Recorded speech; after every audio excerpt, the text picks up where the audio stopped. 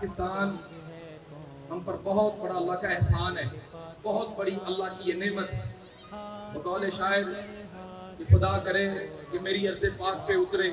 وہ فصل گل جسے اندیشہ زوال نہ ہو، خدا کرے کہ میرے ایک بھی ہم وطن کے لیے زندگی جرم نہ ہو، حیات وبال نہ ہو۔ یہ پاکستان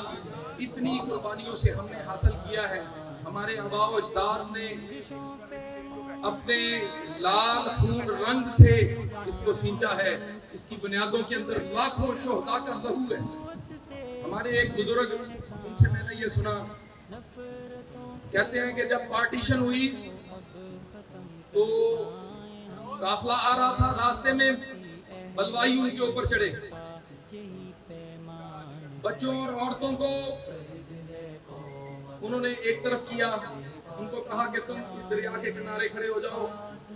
اور مرد جو تھے وہ لڑنے کے لیے، اس بلوے سے لڑنے کے لیے وہ آگے ہو گئے، اور جاتے ہوئے عورتوں کو یہ کہہ گئے کہ اگر تم نعرہ تکبیر سنو، آخر کے اندر تکبیر کے نعرے سنو تو سمجھ لینا کہ ہم کامیاب ہو گئے ہیں، اور اگر اس کے سوا کچھ اور نعرے سنو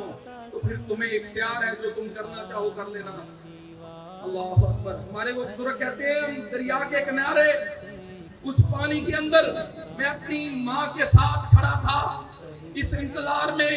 کہ تکبیر کا نعرہ بلند ہو تو ہم دریا سے نکل آئیں، اور اگر تکبیر کے نعرے نہ بلند ہوئے، اللہ نہ کرے ہمارے مرد قتل ہو گئے، شہید ہو گئے، تو ہماری والدہ، ہماری خواتین، عورتیں وہ دریا میں چھلانگ لگانے کے لیے تیار کھڑی تھی۔ وہ کہتے ہیں بوڑھے ہو گئے، کہنے لگے آج بھی میں اس دریا کے ٹھنڈے پانی کی ٹھنڈک رات کے پچھلے پہر اپنے پاؤں پر محسوس کرتا ہوں۔ اتنی قربانیاں دے کے لیا گیا یہ ملک، ہم نے انشاءاللہ تعالی لا الہ الا اللہ کا ملک پاکستان کو بنانا ہے، اس کے اندر اللہ کے دین کا نفاذ کرنا ہے، اس کو ایک خوشحال ملک بنانا ہے۔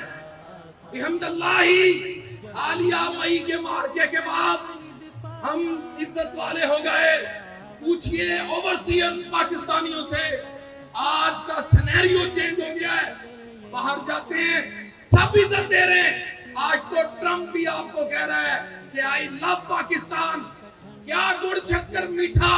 آج پاکستان کو اس کو لگا نظر آ رہا ہے۔ الحمدللہ طاقتور فوج، اور پھر یہ ریئر منرلز،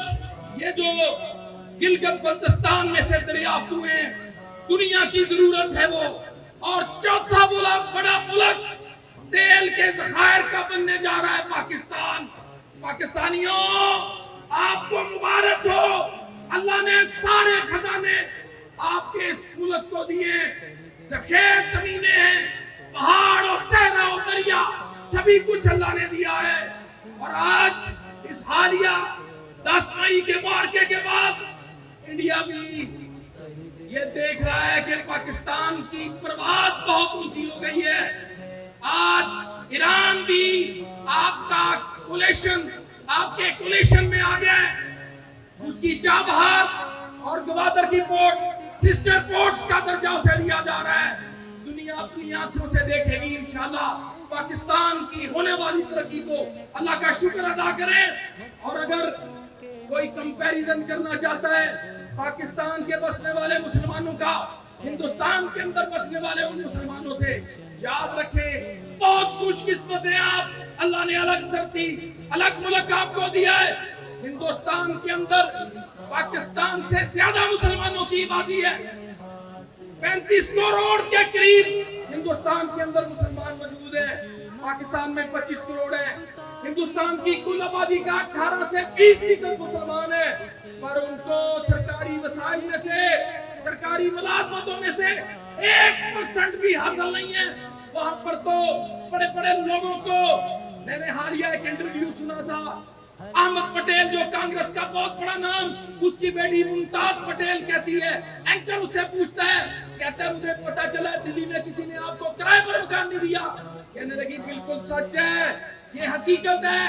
یہ ریالٹی ہے ہندوستان کی۔ کہتی ہے دلی کے اندر مسلمانوں کا یہ حال ہے کہ ہم کانگریس سے تعلق رکھنے والے، سیاسی بیک گراؤنڈ رکھنے والے، اس کے باوجود دلی के अंदर कोई किराए पर मकान देने के लिए तैयार नहीं, तो फिर बाकी यूपी का क्या हाल होगा, मध्य प्रदेश, कर्नाटक, महाराष्ट्र का क्या हाल होगा। और मेरे मजबूल एहतराम भाइयों, सजदा शुक्र अदा करो, अल्लाह ने पाकिस्तान जैसी ये धरती हमको दी है, आजाद फजाओं के अंदर सांस लेते हो। अल्लाह रब्बुल आलमीन इसके इस्तेहकाम के अंदर हम सबको मुत्तहिद होने की तौफीक नसीब फरमाए, क्योंकि मुत्तहिद कौम होगी तो फिर फातेह पाकिस्तान बनता है।